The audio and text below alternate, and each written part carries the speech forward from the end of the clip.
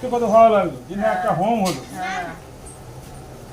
আর এই মোটা মোটা কাঠ আমিও তো বলছিলাম ওটা তুলে রাখলে ভালো হয়, আমি খালি পাগড়িটা বাঁধলেই ভালো হতো। বাঁধুন কি এটা আমার ফেলে দিই আর লাভ দিই বাধ্য হতো বাধ্য হয়।